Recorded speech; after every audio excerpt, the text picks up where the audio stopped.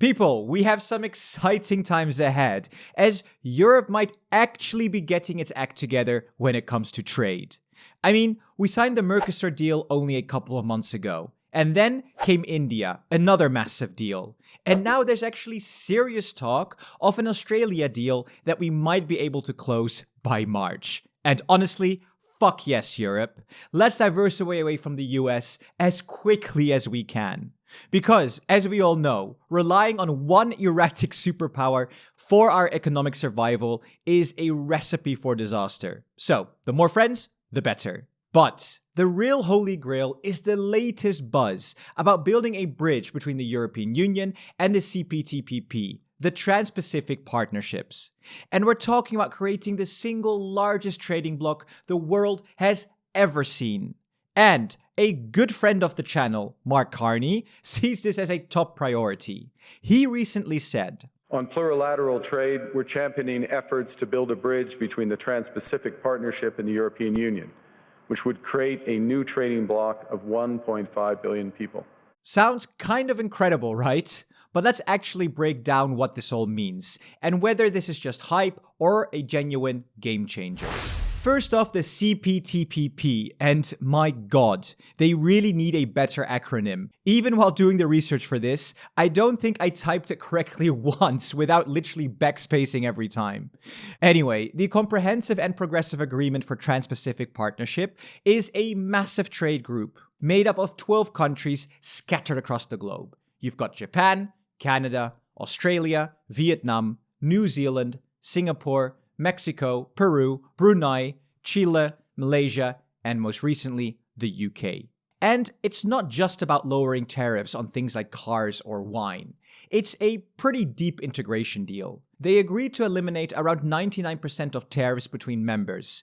And crucially, they've set high standards on things like digital trade, intellectual property, and labor rights. And to be honest, the bloc carries some serious weight.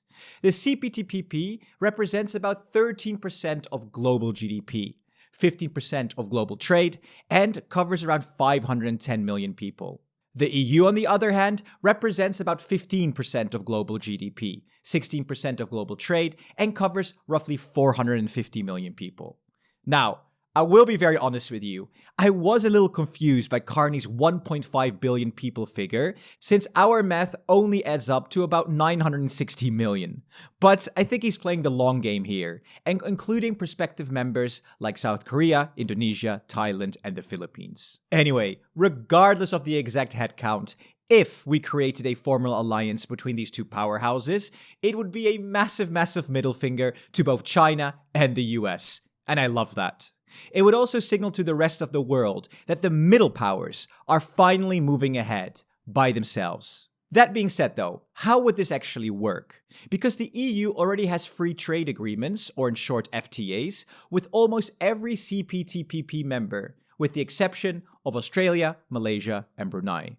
So, will this mega alliance actually even benefit us? The short answer, yes. The longer answer is about a bit more technical details. Because, for one, we're not talking about creating a new free trade agreement. We are talking about supply chain integration here. Or in other words, aligning something called rules of origin between the EU and CPTPP members. For example, imagine you're a German car manufacturer building a high-end electric vehicle. You source your high-tech batteries from Japan because they're simply the best. That battery makes up about 35% of the car's total value. You then finish the car in Germany and slap a Made in Germany sticker on it and ship it to a dealership in Vancouver, Canada. You're feeling great because the EU and Canada have a trade deal, CETA, so you expect it to be tax-free. But then the Canadian custom officer stops you. He looks at the paperwork and says, wait a minute, 35% of this car is Japanese. And under the specific rules of our EU deal, that's too much foreign content. To me, this is not a European car, it's a hybrid mess. And even though Canada has a deal with Europe and Canada has a deal with Japan, the car still gets slapped with a tariff. It's a bureaucratic nightmare, to be honest, and makes our exports way more expensive for pretty much zero reason. And this is what Mark Carney wants to change with this new mega trade alliance. He wants to build a bridge where the rules of origin are treated the same way across this 40-plus country bloc. If we go back to our example, imagine you're that very same German manufacturer again, shipping that same EV with the same Japanese battery to Canada. This time though, the Canadian customs officer looks at the middle power sticker on the crate. He sees the Japanese battery and says, "Oh, Japan. They're part of the bridge. They're one of the middle powers, and their parts count as local content for us now." So, because the rules are aligned now, the Japanese battery is treated as if it were made in Berlin. The car sails through with a 0% tariff. And this is what the experts or nerds call cumulation. It allows European companies to source the best parts from Japan, Vietnam, or Australia, and then export the final product to any member of the alliance without getting penalized at the border. And it turns a messy web of paperwork into one clean, unstoppable economic engine. But the scope of this bridge goes even deeper than just car parts. It's also about cutting red tape at the border and trusting each other's safety checks. In plain English, this means that if a product is approved and safe in the EU, CPTPP countries accept it, and vice versa. No more paying twice for the very same test. So, what happens next? Back in November 2025, EU and CPTPP trade ministers officially launched a trade and investment dialogue to start coordinating on these global challenges.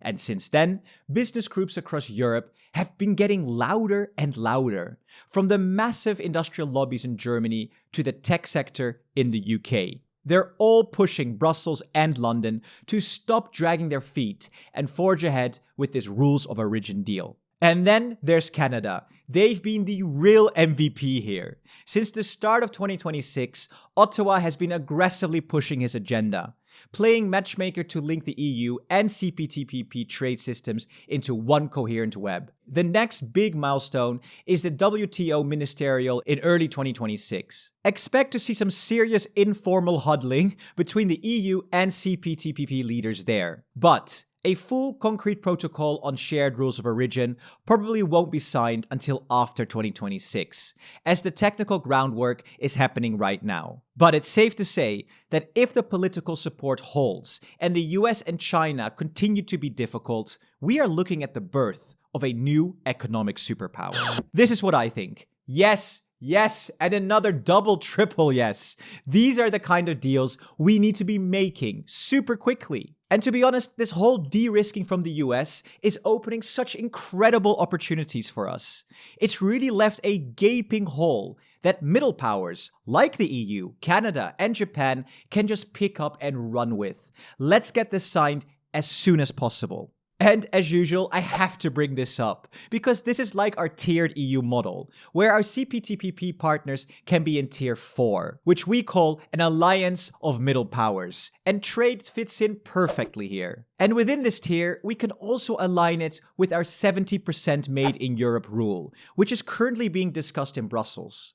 For those that don't know, it's pretty much a new rule that might come into effect that if companies get government subsidies, it needs to have its parts or its supply chain 70% of it in Europe. But we should apply that 70% threshold to the entire mega alliance, as it would solidify our supply chain pretty much overnight with like-minded and democratic partners. You know, the middle powers, as a third pillar in the world of global powers. That would be great, to be honest.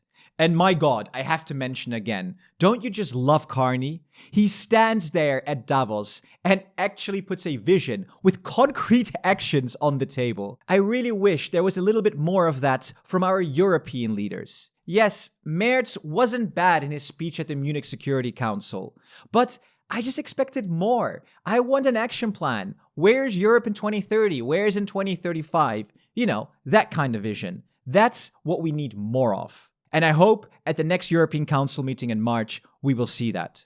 Anyway, thank you so much for watching. And if you want to support us further, please do sign up to Patreon. Your support really keeps this channel going. And thank you so much to our existing presidents already. You know who you are. Kristin, Peter, Clement, Daniel, Dev, Eupedia, Giuseppe, HEVD, J. Kiki, Luxon, Mashia, Mikael, Rashid, Shauki, Jan, Stefan, Unite Europe, Martin, and Ave Europa. And then our newest president, Martin. Thank you so much for joining, and see you in the next video.